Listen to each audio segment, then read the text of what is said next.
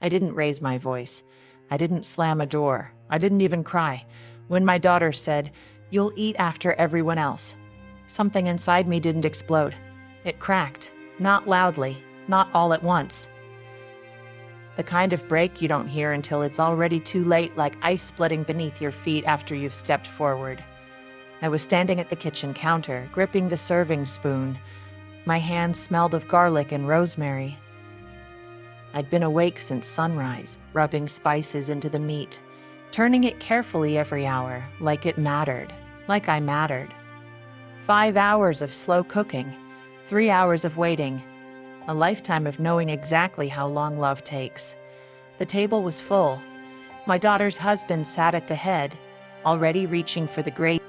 The children laughed, chairs scraped, phones buzzed, plates clinked. Everyone was hungry, everyone.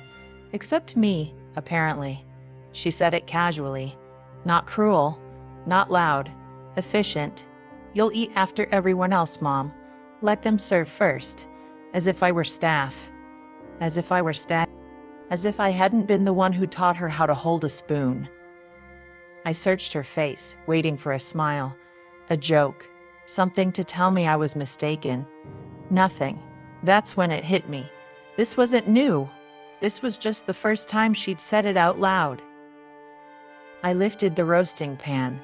It was heavier than I expected, heat seeping through the towel, juices bubbling softly along the edges.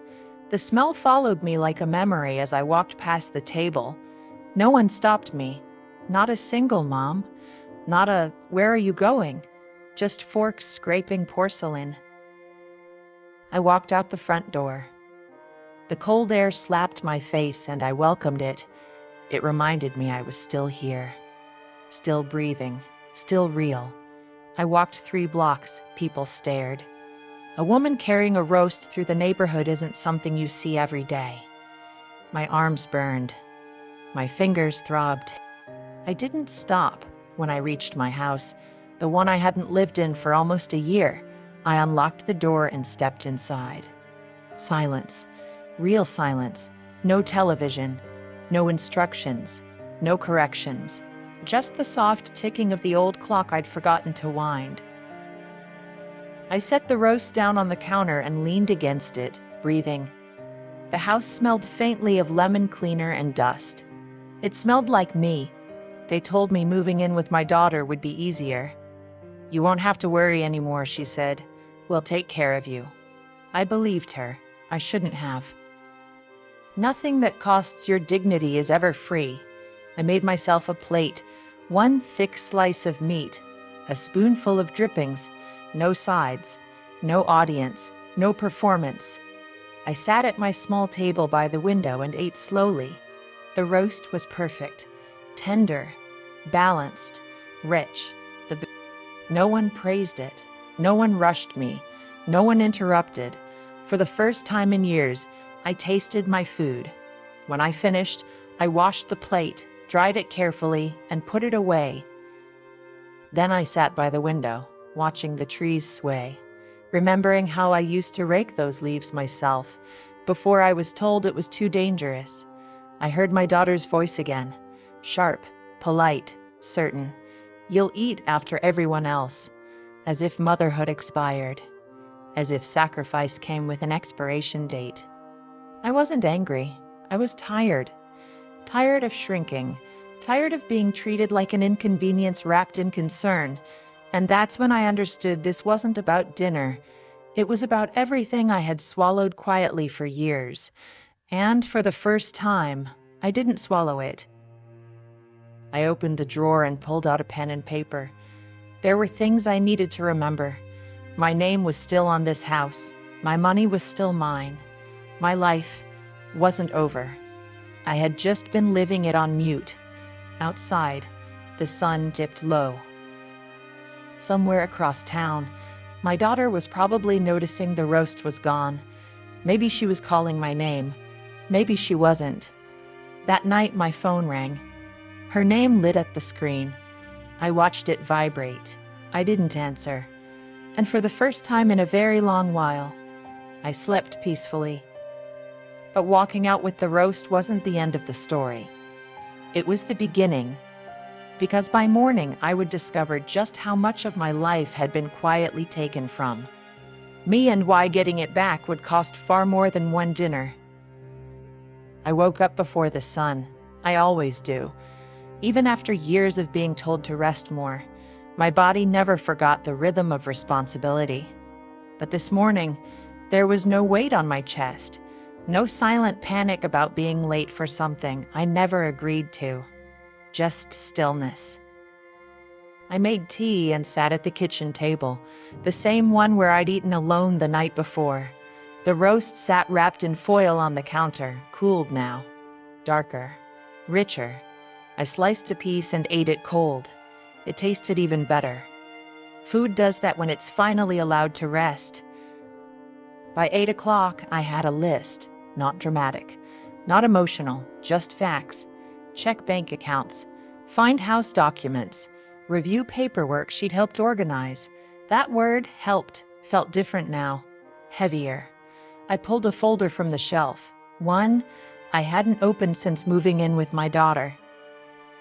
Inside were neatly stacked bills, receipts, and notes written in her handwriting.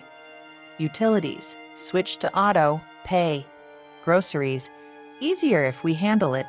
Bank access, just in case, Mom. Just in case of what? I turned the pages slowly. My fingers trembled. This hadn't happened all at once. This was erosion. Tiny permissions given during moments of exhaustion. A signature here, a nod there, always wrapped in concern. You shouldn't have to worry about these things anymore. I'm just making it easier. You trust me, right? I had trusted her. That was my mistake. I opened my laptop.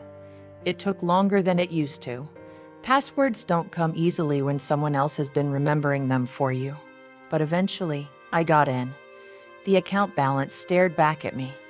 Still intact, still mine. Relief flooded me, followed immediately by something colder. How close had I come? I changed security questions, logged out of everything. Then I wrote the new details down carefully, slowly, like I was reintroducing myself to my own life. That's when I noticed the photograph taped to the fridge. Me, my younger daughter, and my granddaughter. Grace. My chest tightened. Grace had observant. She noticed things. When my hands shook, she placed a cup in them without comment. When my voice wavered, she pretended not to hear, but stayed close. She'd been gone 10 years now. Cancer doesn't ask permission. Her daughter, Rachel, had her eyes. Come in, I say. Had her eyes. The kind that see past politeness. I picked up the phone and dialed a number I knew by heart. Grandma, Rachel answered. Her voice felt like sunlight breaking through cloud. Hi, sweetheart. A pause. Are you okay? That question nearly undid me. I am now, I said. And for the first time, it was true. She hesitated. Mom said you left. I did. With the roast. I laughed. A real laugh. The kind that surprises you when it comes out of you. Yes, I said. With the roast. Another pause. Then good. I swallowed hard. Would you like to come by? I asked. I'll make lunch. Nothing fancy. I'll be there tomorrow, she said instantly. If that's okay. It was more than okay. After we hung up, I walked through the house slowly, really looking at it this time, the curtains I'd sewn decades ago. The chipped lamp, no one liked but me. The bookshelf full of novels, no one ever borrowed. I opened the windows. The house exhaled. Out back, the garden beds were dry, but not dead. Parsley still clung to the soil.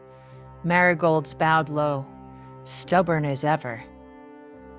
My daughter had told me to stop gardening. It's too much for you. She was wrong. You don't abandon the things that remind you who you are. You tend them. That afternoon, the phone didn't ring again. And for the first time, the silence didn't feel like rejection. It felt like space. But the next day, when my granddaughter walked through that door, she would say something that made my stomach drop. something that made me realize my daughter hadn't just taken control of my life, she had rewritten my place in the family, and I was done letting her tell that story. I heard her before I saw her.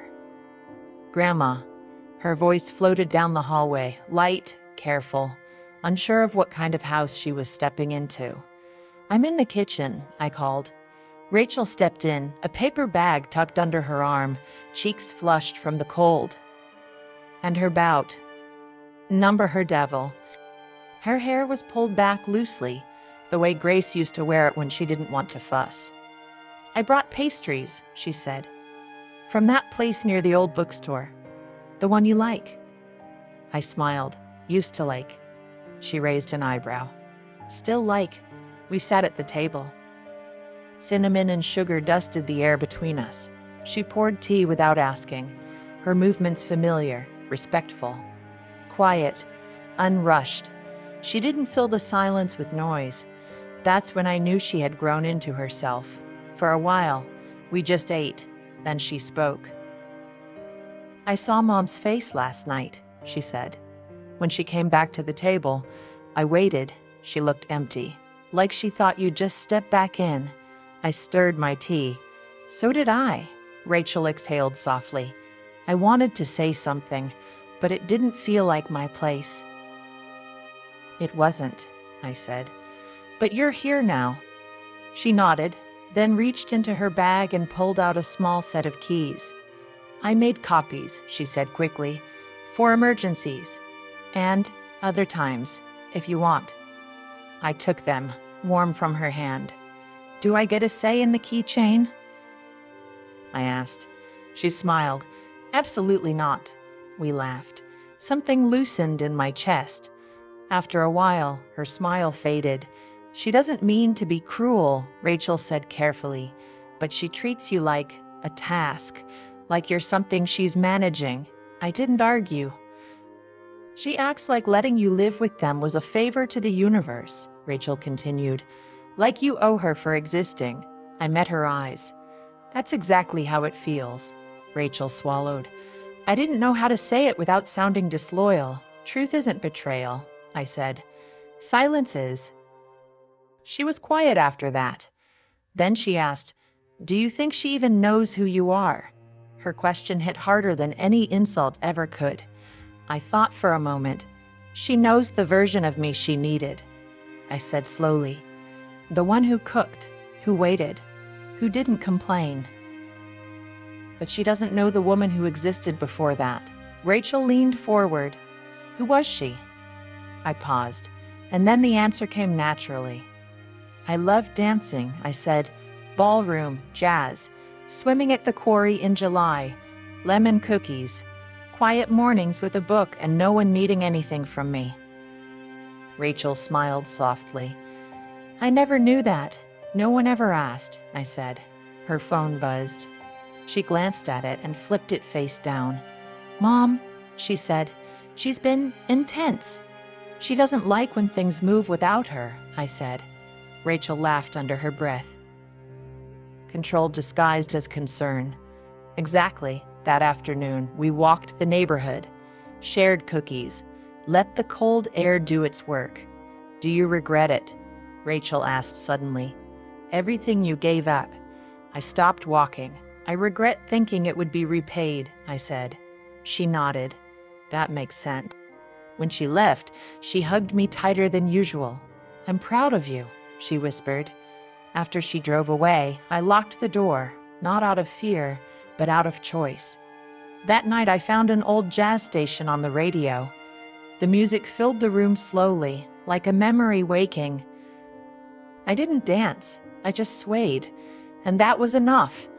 The next morning my daughter would show up at my door, with leftovers, with excuses, with the same expectation she'd always had that I would fold. She was wrong. I saw her car before I heard the knock, parked too close to the curb, engine still running. She never turned it off when she planned to stay in control of the conversation. The knock came sharp and practiced, the same knock she used as a teenager standing outside my bedroom door, already irritated, already certain she was right.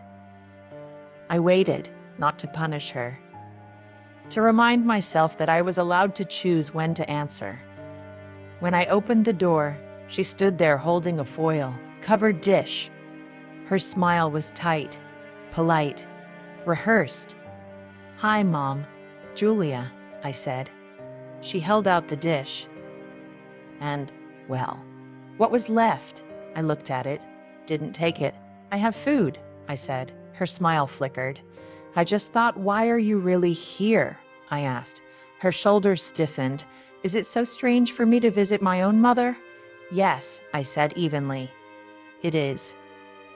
Her eyes slid past me into the house. "Rachel's been here." "Yes." "She hasn't been answering my calls." "That's between you and her," Julia inhaled sharply. "Mom, you embarrassed me." "There were guests," I nodded. "I know. You could have talked to me privately." "I had been talking to you for years," I said. "You just weren't listening." She pressed her lips together. "I didn't mean to disrespect you. You just didn't care if you did." That landed. She held the dish out again. "Please, just take it." "I don't need your leftovers," I said. Her eyes narrowed. "What is this really about?" "The roast." "No," I said quietly.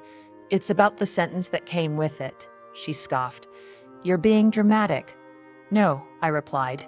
"I'm being exact." We stood there, years of swallowed moments pressing against the doorway. "You lived under my roof for a year," she said. "We took care of you." "No," I said. "I cooked. I cleaned. I paid bills. I watched your children. That wasn't care." I paused. "That was an arrangement." Her voice rose. "You're acting like I used you." "You did," I said. "Just not the way you admit to yourself." For a moment, her face softened, almost broke. Then the armor snapped back into place. "You cut me out," she said. "The bank called, then the lawyer's letter. You left everything to Rachel." "I protected what was mine," I said, "and I chose kindness." "She's young," Julia snapped. "She doesn't understand finances. She understands respect." Her voice dropped. "You could have trusted me." "I did," I said. "That was the truth, and that's why this hurts." She looked around the house, as if the walls might agree with her. Finally, she asked, "Do you want me to go?" "Yes," I said. That was the moment. Not anger, not shouting, just clarity. She turned and walked away without another word. I didn't lock the door behind her. Some boundaries don't need locks. Later, I wrapped the dish in a towel and carried it down to the church freezer. They don't ask questions there. They just accept what's given and make sure it's used. On the walk home, I felt lighter, not triumphant, just unburdened. That evening, I opened my notebook again. There was more to reclaim, and I wasn't afraid anymore. What I did next would remove my daughter's control completely, not out of revenge, out of necessity. And once it was done, there would be no going back. The kettle was still warm when I sat down. I hadn't planned what came next.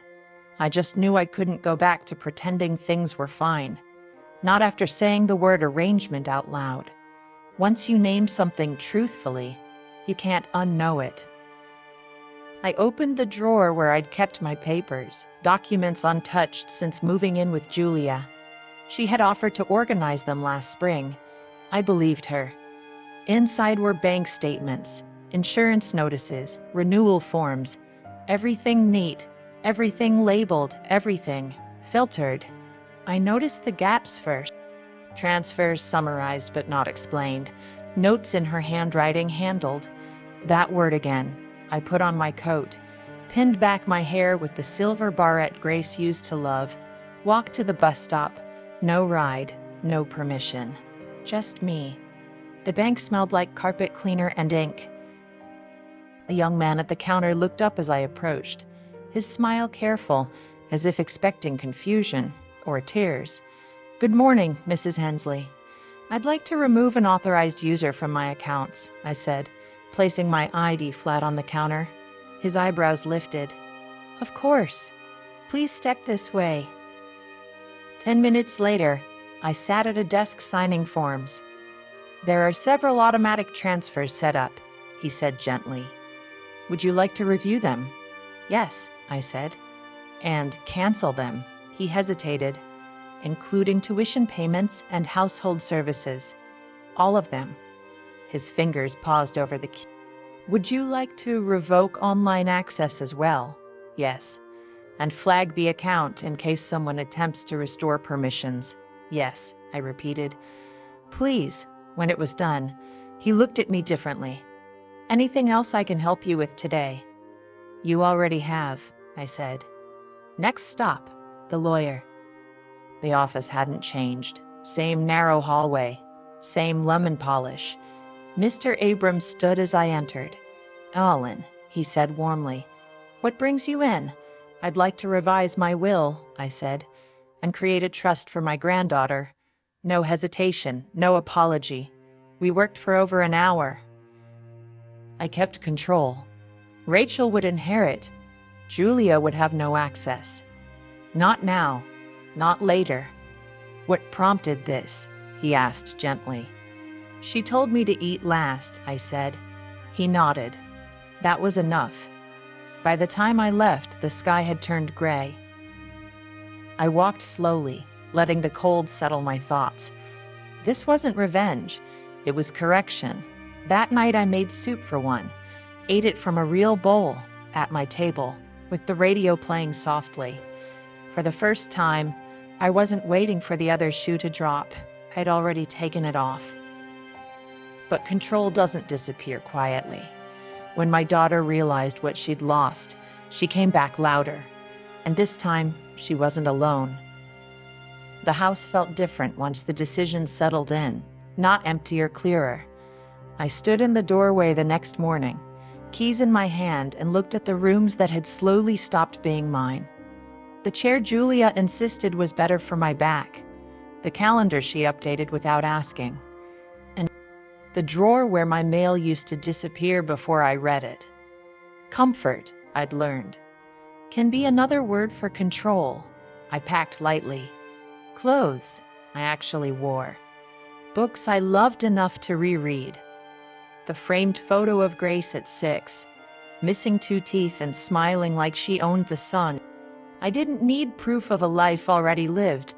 The cab driver asked where I was headed. "Somewhere small," I said, "with windows." He smiled like he understood more than I'd said. The apartment was on the 3rd floor. No elevator. I took the stairs slowly, my knees protesting, my heart steady. Inside, the place smelled faintly of paint and nothing else. Clean, unclaimed, mine. I set my bag down and opened every window. Air rushed in, cold and alive. That afternoon, the calls started again. Julia, then Alan, then Rachel. I let them ring, not out of cruelty, out of clarity. That evening, I walked to the corner cafe, ordered soup, paid with my own card, chose my own seat. A woman across from me smiled. We talked about the weather, about nothing important, about everything. When I returned, my phone buzzed with the final message. "You didn't even tell us you were leaving." I typed once, deleted it, typed again, then sent the truth. "I didn't leave you." I returned to myself. I turned the phone off. That night, I slept in a bed no one had arranged for me. Listened to unfamiliar city sounds, sirens, laughter. Life moving forward without asking permission. I wasn't lonely. I was unclaimed.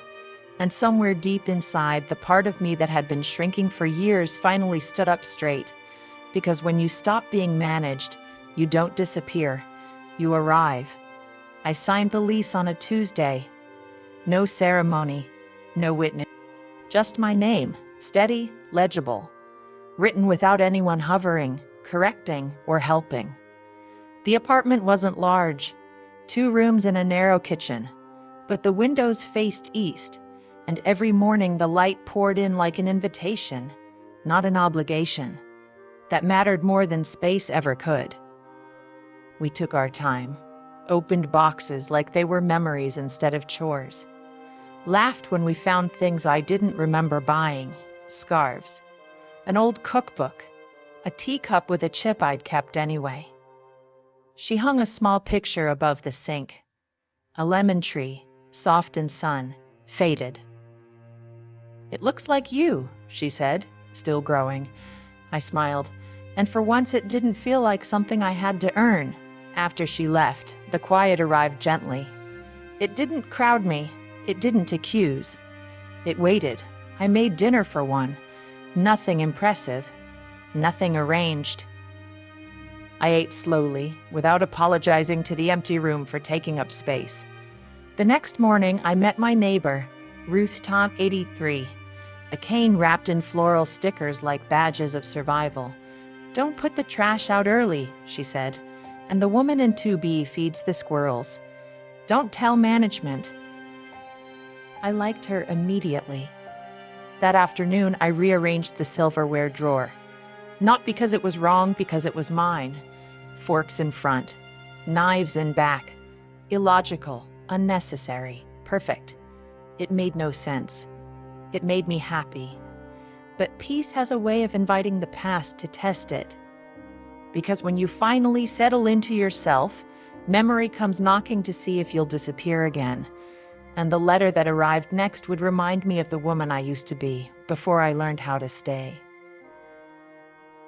The envelope was cream-colored, thick, heavy in a way junk mail never is. My name written in looping cursive. I didn't recognize at first.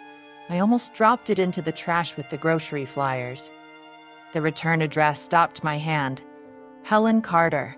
I hadn't seen that name in over 30 years. We used to live 2 houses apart, back when the girls were small and the days felt endless. She had twin boys who tracked mud through her kitchen like it was their sacred duty. We drank coffee on her back steps while the children turned the yard into a battlefield of chalk lines and crushed grass. She moved away when her husband was transferred. We promised to write. Life, as it always does, edited us out of each other's stories. I opened the letter slowly. She remembered Grace. She remembered the way my daughter used to draw chalk pictures on the sidewalk and insist they weren't drawings at all, but inventions. And then I reached the line that stole the air from my lungs. I still remember the woman who danced barefoot in the rain on your 40th birthday. I sat down, not because I was tired, because I had forgotten her, not imagined her, not romanticized her, forgotten. That woman had existed in this body. With these hands. With this laugh I hadn't heard in years. I found the old CD Rachel made for me long ago.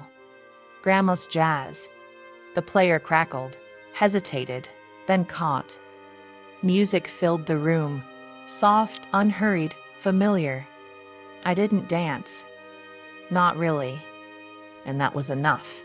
Enough to remember who I had been before the shrinking, before the careful silence, before becoming convenient. But remembering yourself comes with a price, because once you do, you can't pretend anymore with the people who still expect you to vanish. Julia came without warning. No food, no smile. Just anger, barely contained. "You cut me out," she said the moment she stepped inside. "Everything, the accounts, the house, the will. I didn't rise. I didn't rush. I stayed seated by the window, letting her storm in. "Yes," I said. "You didn't even talk to me first." "I did," I replied.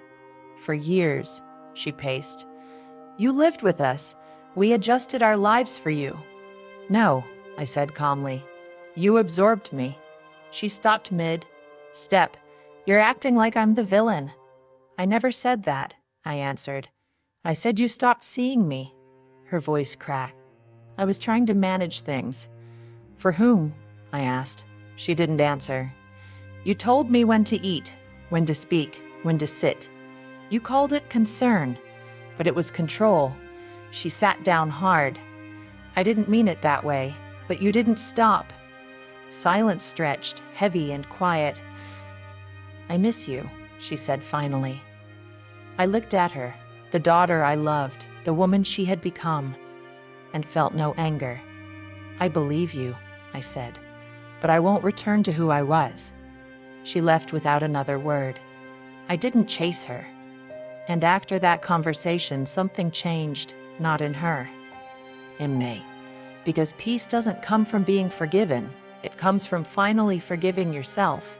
The house grew quiet again after Julia left. Not the heavy quiet that follows an argument. The honest kind. I washed my cup, folded the dish towel, straightened a chair by the window. Small motions, grounding ones. That night, I slept without replaying the conversation in my head. That's how I knew something had changed. The next few days passed gently. Mornings on the porch with a book I'd already read, but liked holding anyway. Walks just far enough to feel my legs, but not my bones. Baking in small batches, 2 muffins, not 12. Soup made for 1 bowl, not a crowd. I stopped waiting for the phone to ring. When it did, I answered only if I wanted to. Rachel came by on Friday, paper bag in hand, mushrooms and onions peeking out. "I thought we could make soup," she said. "We cooked together without instructions, without hierarchy, just shared space." After dinner, she asked quietly, "Do you think I'll end up like her?" "No," I said. "You ask questions," she smiled. "I'm glad you stayed. So am I. But healing doesn't erase the past." The final lesson came quietly. On a morning I wasn't expecting anything at all. There's a moment just before dawn when the world pauses. The sky isn't dark anymore, but it isn't light either. Even the wind seems to wait. That's when I walk now, just to the corner and back. Past the bakery that opens too early. Past the park bench damp with morning dew. On my birthday, I found a note taped to my door. "Happy birthday, Grandma. You remind me who I want to become." I didn't need cake. That note was enough. I made myself pancakes anyway. 2, with butter. Half a banana. Later, I opened the drawer where the binder lived, the one holding all the papers, the plans, the future neatly defined. I added one last letter for Rachel. "What I have is yours, not because of blood, but because of kindness." Then I closed the drawer. Outside, the world carried on. Mail trucks. Children late for school. Ordinary miracles. I wasn't waiting anymore. The story didn't end with anger or applause. It ended with something quieter, a return. Nothing extraordinary happened that morning. No phone calls. No apologies. No dramatic realizations. Just light moving slowly. I made tea and stood by the window, watching the street wake up. A boy pedaled past on a bicycle too big for him. A woman walked her dog, tugged along more than led. Life, going on without waiting for my permission. And for the first time in years, that didn't hurt. I wasn't needed in the way I used to be, but I was present, and that mattered more. I thought about the roast, how heavy it had felt in my arms, how strange it must have looked to anyone watching. A woman carrying her dignity home. I didn't walk out to make a point. I walked out because something in me finally stood up. Later, Rachel came by. No announcement. Just a soft knock and her familiar smile. "I brought soup containers," she said. For next time, we sat at the table, talked about nothing important, talked about everything important. When she left, I locked the door, not out of fear, but out of choice. I stood in the quiet apartment, surrounded by the life I had reclaimed. I didn't need permission. I didn't need forgiveness. I didn't need to be invited back to a table where my worth was conditional. Match it. Sometimes healing isn't loud. Sometimes it's just remembering who you were and choosing to be her again. If this story found you, let it remind you of something. You are not invisible. You are not an obligation. And it is never too late to walk yourself home. If this story stayed with you, don't let it end here, King. Subscribe to Helen's stories for more lived experiences, and let me know in the comments what part spoke to you most.